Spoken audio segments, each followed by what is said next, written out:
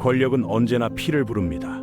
거대한 왕조의 탄생 뒤에는 반드시 누군가의 죽음과 배신이 숨어 있죠. 고려가 몰락해가던 그 혼돈의 시대에도 마찬가지였습니다. 한 무장이 역사의 물줄기를 바꿔놓으려 하고 있었는데요. 그 남자의 이름은 이성계, 훗날 500년 조선을 연 태조가 될 인물이었습니다. 오늘은 조선 건국부터 세종대왕 그리고 임진왜란까지 격동의 역사 속으로 함께 떠나보겠습니다. 고려 말기는 그야말로 난세였습니다. 몽골의 침입으로 나라가 쑥대밭이 되었고 권문세족들은 백성은 안중에도 없이 자신들의 이익만 챙기기에 바빴죠. 이런 상황에서 동북 지역의 한 장수가 눈에 띄기 시작합니다. 바로 이성계인데요. 그는 홍건적과 왜구를 물리치며 군사적 재능을 마음껏 발휘했습니다. 특히 왜구를 소탕할 때 보여준 그의 용맹함은 온 나라에 소문이 날 정도였다고 하죠.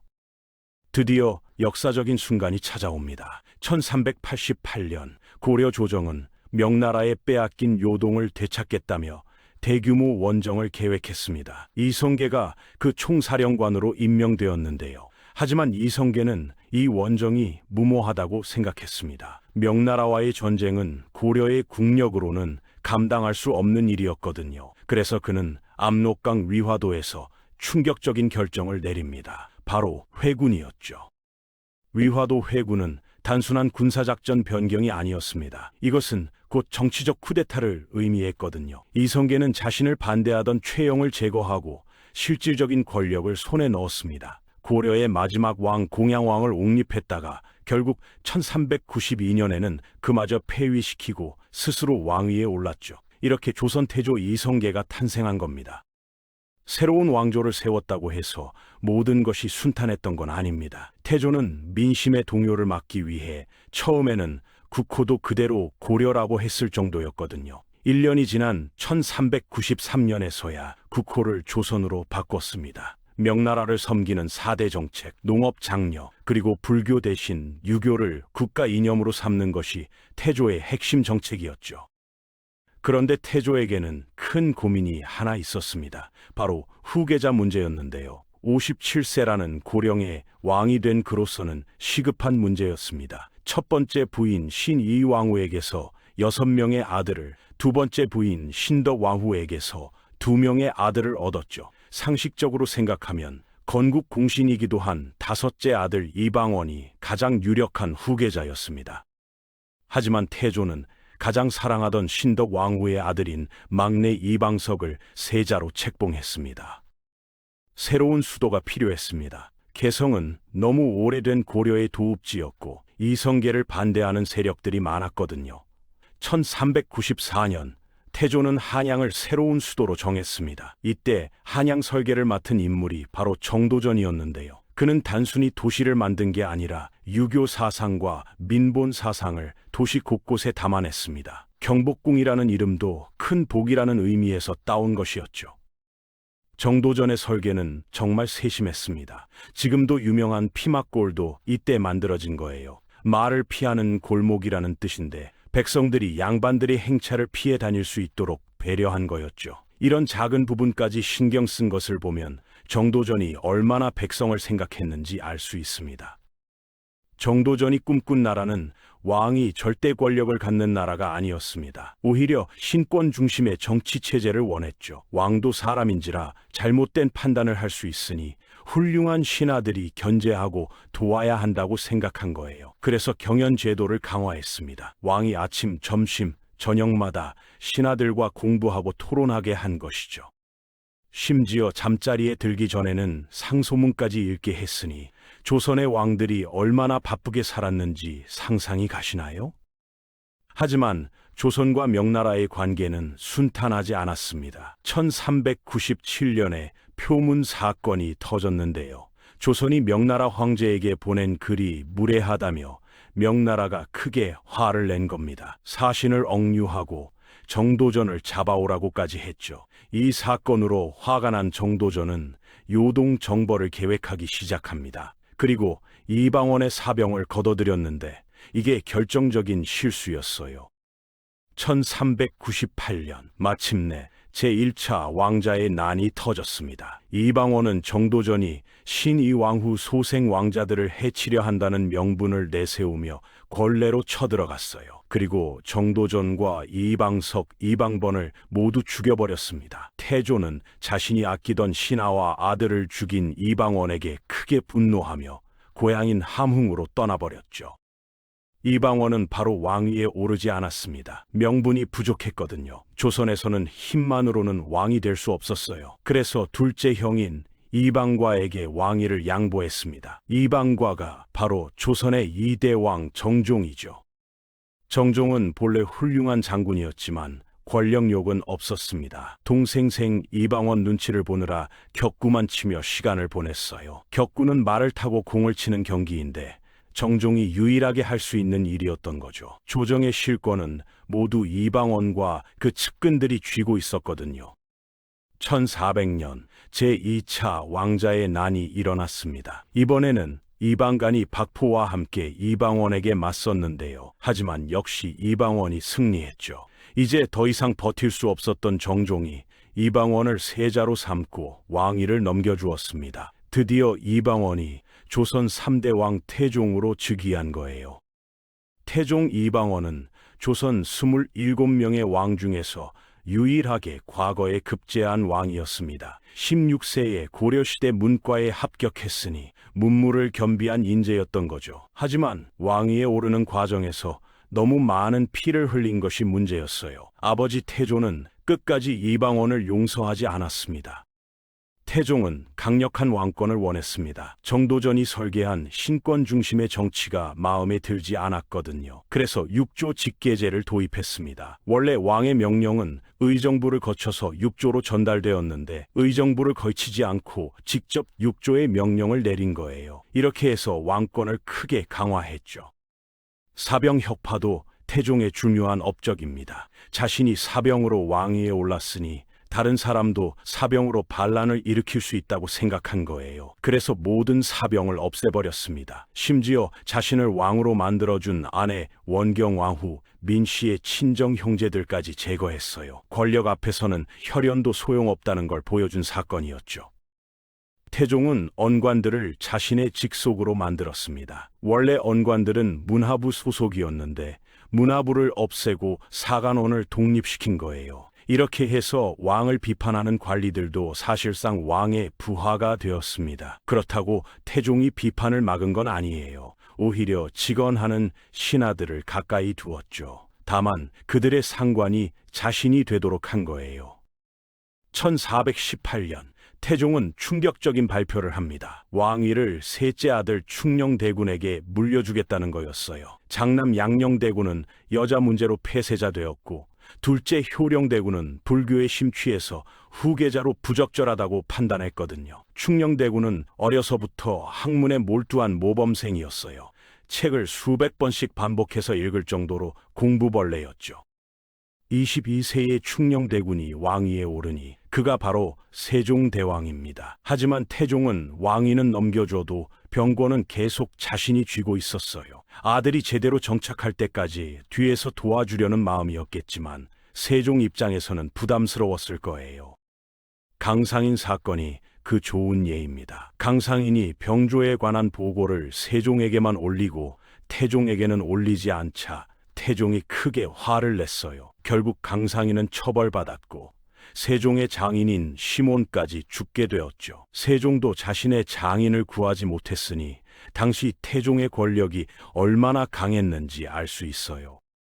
세종의 가정사는 복잡했습니다. 18명의 아들과 4명의 딸을 두고 있었는데 장남 문종의 부인들이 문제였어요. 첫 번째 부인은 주술을 부리다가 쫓겨났고 두 번째 부인은 궁녀와 부적절한 관계를 맺어 폐위되었거든요. 조선 궁궐에서 일어난 동성애 스캔들이었죠. 세종 시대에도 명나라와의 관계는 어려웠습니다. 특히 궁녀 문제가 심각했어요. 태종과 세종 재위 기간에만 114명의 조선 여성이 명나라로 끌려갔습니다. 그들의 역할은 궁녀, 무수리, 요리사, 무희 등이었죠. 궁녀로 선정되는 걸 피하려고 얼굴에 상처를 내거나 승려가 되는 여성들도 있었습니다. 명나라로 가면 고향에 돌아오기 어려웠거든요. 세종은 다양한 업적을 남겼습니다. 박연을 중심으로 궁중음악을 정비했고 정간보라는 기보법을 만들었어요. 지편전을 운영해서 젊은 학자들이 연구에 전념할 수 있도록 도왔죠. 또한 조선 최초로 여론조사를 실시했는데 주제가 바로 세금이었어요. 공법이라는 제도를 도입해서 풍년과 흉년, 토지를 고려해 차등적으로 세금을 걷었습니다. 세종은 아버지와 다른 길을 택했어요. 의정부 서사제를 실시해서 육조가 왕에게 직접 보고하지 말고 의정부를 거치도록 한 거죠. 물론 중요한 사형, 군사, 인사 문제는 여전히 직접 보고받았지만요. 이렇게 왕권과 신권의 균형을 맞추려고 노력했습니다. 세종은 신분이 낮은 장영실의 재능을 알아보고 높은 관직을 내려주었어요. 능력이 있다면 신분에 관계없이 등용하는 합리적인 왕이었죠. 1445년에는 칠정산을 편찬했습니다. 중국 베이징 기준이 아닌 서울 기준으로 시간을 측정할 수 있는 달력이었어요. 세종이 40대에 들어서면서 건강이 급격히 나빠졌습니다. 특히 시력이 많이 떨어졌어요. 그런데 오히려 이때 세종의 가장 위대한 업적이 탄생합니다. 바로 한글 창제죠. 당시 글을 읽고 쓰는 건 지배층의 특권이었어요. 하지만 세종은 모든 백성이 글을 알아야 한다고 생각했습니다. 무지에서 죄를 짓는 일이 없어야 한다는 거였죠. 한글 창제의 주인공에 대해서는 논란이 있지만 세종이 주도적 역할을 했다는 것은 분명해 보여요. 세종은 한글을 보급하기 위해 용비어천가, 석보상절 같은 책들을 출간했습니다. 세상의 모든 소리를 담을 수 있는 과학적인 문자, 한글의 창제는 세종의 가장 큰 업적으로 평가받고 있어요. 실제 세종대왕은 광화문 동상과 달리 상당히 뚱뚱했다고 해요. 할아버지 태조와 아버지 태종이 모두 무신 출신이라 체격이 좋았는데 세종은 운동 대신 책 읽기와 고기 먹기를 좋아했거든요. 태종이 죽을 때도 세종만큼은 고기를 끊지 말라고 유언을 남길 정도였어요. 세종실록에서는 그의 재위 32년간 백성들이 살기를 즐거워했다고 기록하고 있어요. 세종이라는 시호도 문화와 교육을 크게 일으켰다는 의미에서 붙인 거죠. 세종의 장남 문종은 30년이라는 긴 세자 기간을 거쳤습니다. 그 덕분에 왕이 되었을 때는 이미 충분한 경험을 쌓은 상태였어요. 신기전을 완성하고 추구기도 개발했죠. 추구기는 장영실 작품이 아니라 문종의 업적이에요. 문종은 완벽한 임금감이었지만 부인복이 없었어요. 3명의 부인을 모두 잃고 호라비가 되었거든요. 첫 번째 부인은 주술 사건으로 폐위되었고 두 번째 부인은 궁녀와의 부적절한 관계로 폐위되었어요. 세 번째 부인인 현덕 왕후는 단종과 경혜공주를 낳았지만 24세에 산후병으로 세상을 떠났죠.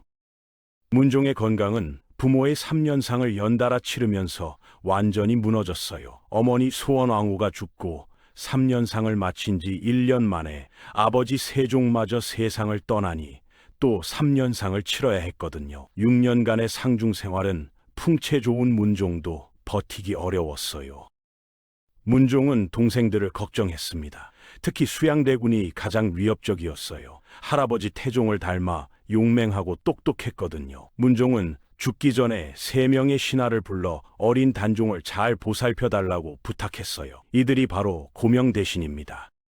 12세의 단종이 왕위에 올랐을 때 실질적인 권력은 고명대신 김종서가 쥐고 있었어요. 김종서가 추천한 후보에 노란 점을 찍어두면 단종이 그대로 임명하는 황점 정사가 이루어졌죠. 수양대군은 이런 상황이 마음에 들지 않았어요. 1453년 마침내 수양대군이 움직였습니다. 어느 날 밤 김종서의 집에 쳐들어가 철퇴로 그를 죽였어요. 하룻밤 사이에 조선의 정치 지형이 완전히 바뀐 계유정난이었죠. 수양대군은 동생 안평대군까지 죽이고 모든 권력을 손에 넣었어요. 2년 후인 1455년 수양대군이 단종을 폐위시키고 스스로 왕위에 올랐습니다. 조선 7대 왕 세조의 탄생이었어요. 단종은 강원도 영월로 유배되었다가 17세의 나이에 사약을 받고 죽었습니다. 이때 단종을 모시던 궁녀 6명이 절벽에서 몸을 던져 자결했어요. 세조는 강력한 왕권을 구축했지만 많은 비판도 받았어요. 단종 복위를 위해 목숨을 바친 성삼문, 하위지, 이계, 박팽년, 유성원, 유음부 등이 사육신으로 추앙받죠. 세조는 이런 반발을 물리적으로 진압하면서 왕권을 강화해 나갔어요. 세조의 책사 한명회는 살생부를 작성해서 죽일 사람과 살릴 사람을 정했다고 전해져요. 조선판 데스노트였던 셈이죠. 세조는 육조계제를 다시 시행하고 집현전을 없애버렸어요. 경연제도도 폐지했죠. 세조는 왕권 강화와 함께 민생 안정에도 힘썼어요. 경국대전 편찬을 시작했고 과전법을 혁파해서 직전법을 도입했죠. 불교를 후원해서 원각사를 세우기도 했어요. 하지만 측근 중심의 인사로 인해 부작용도 많았어요. 1468년 세조는 건강이 악화되자 원상제를 도입했어요. 왕이 지명한 중신 3명이 왕세자와 함께 국정을 논의하는 제도였죠. 그리고 왕세자에게 왕위를 물려준 다음 날 52세의 나이로 세상을 떠났어요. 세조의 아들 예종은 19세에 왕위에 올랐지만 15개월 만에 세상을 떠났어요. 그 짧은 기간에 남이의 옥 사건이 일어났죠. 남이는 16세에 과거에 급제하고 27세에 병조판서까지 오른 천재였지만 결국 모함을 받아 처형되었어요.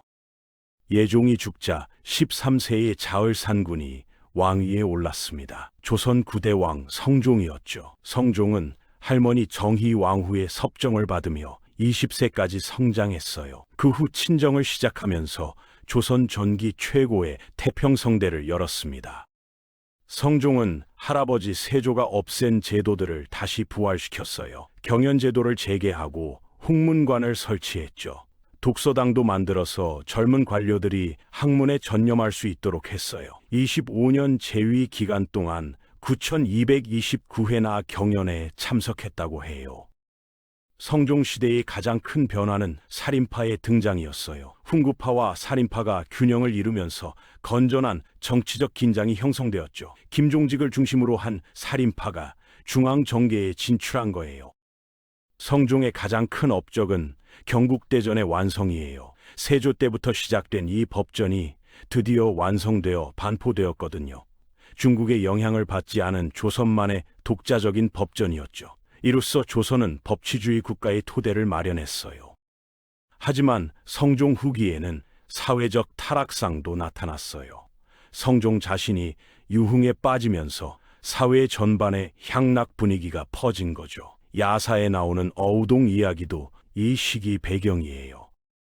성종에게는 9명의 후궁이 있었는데 그중 패비 윤씨가 문제였어요. 처음에는 모범적인 왕비였지만 중전이 되고 나서 본색을 드러냈죠. 다른 후궁들을 질투해서 독을 갖고 다니다가 발각되기도 했어요. 심지어 왕의 얼굴을 핥히는 사건까지 벌어져서 결국 패서인이 되었죠.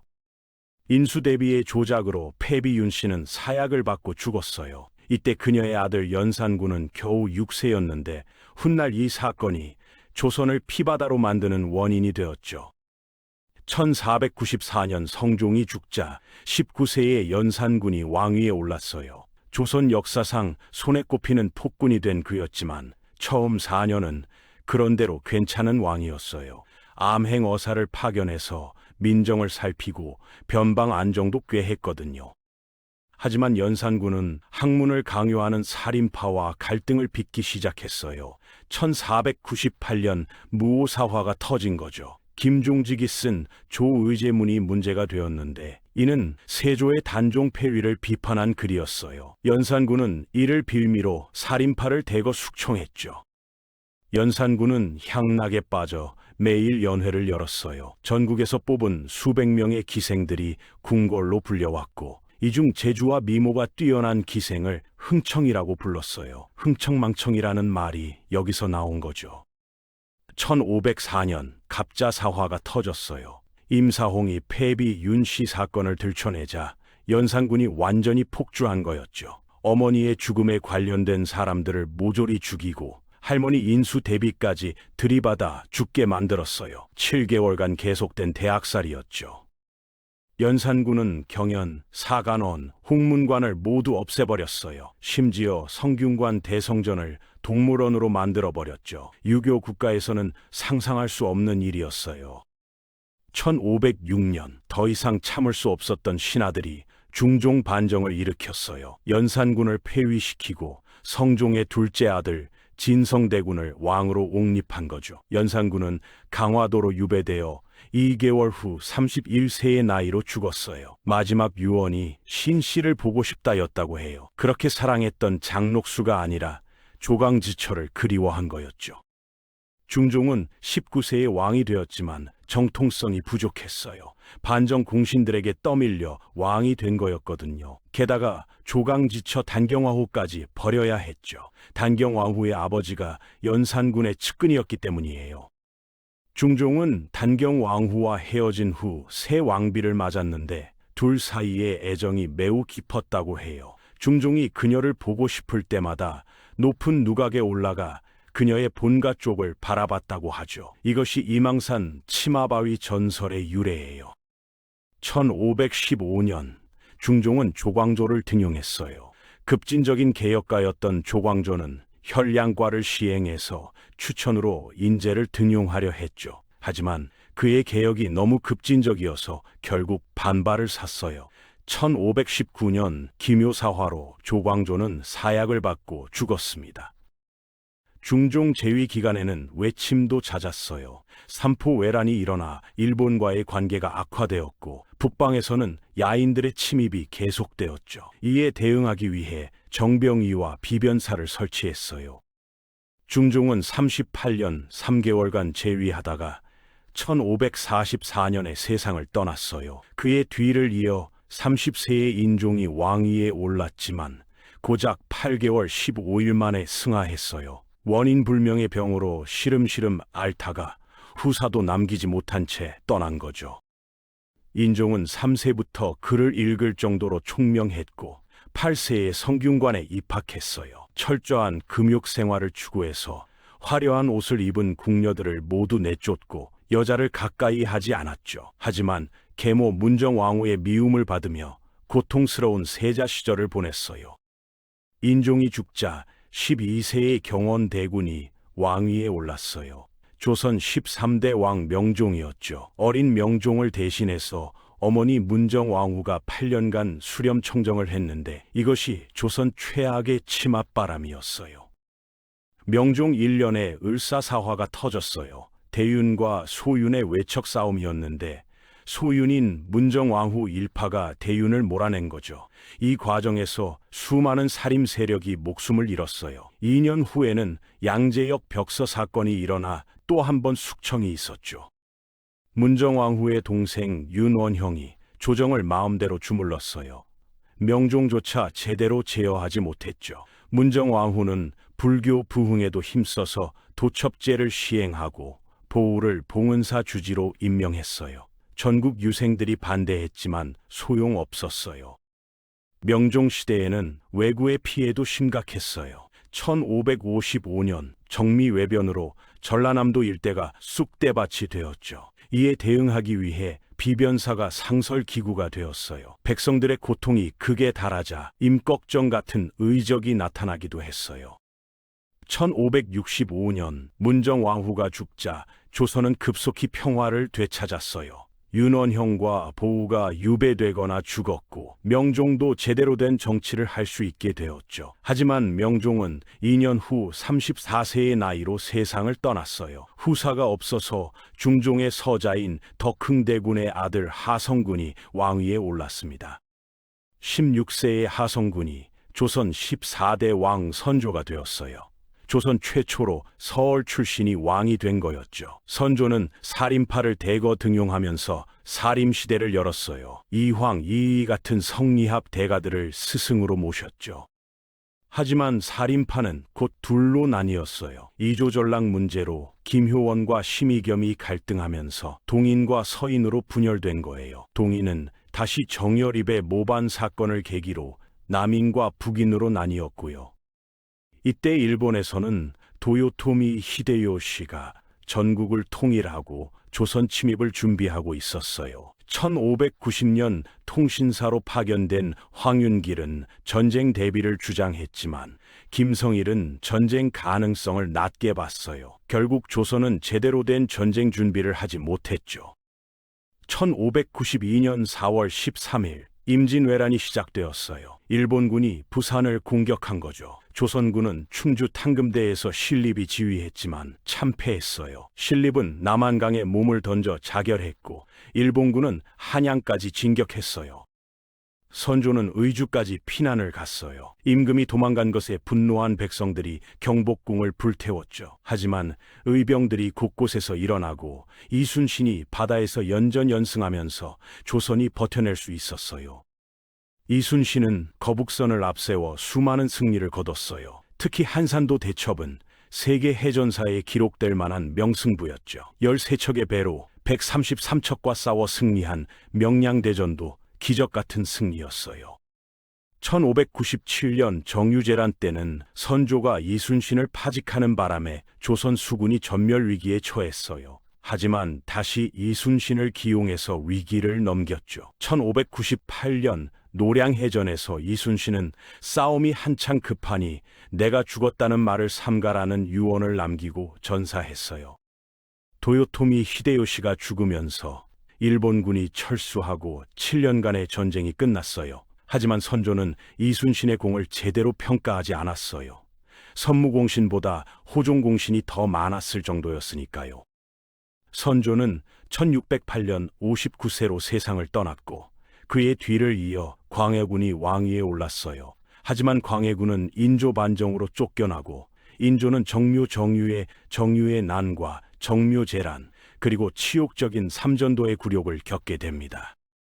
이렇게 조선 전기 200여 년의 역사는 건국의 웅장함에서 시작해서 세종의 위대함을 거쳐 임진왜란의 시련으로 마무리됩니다. 수많은 영웅과 간신, 명군과 폭군이 만들어낸 파란만장한 이야기였죠.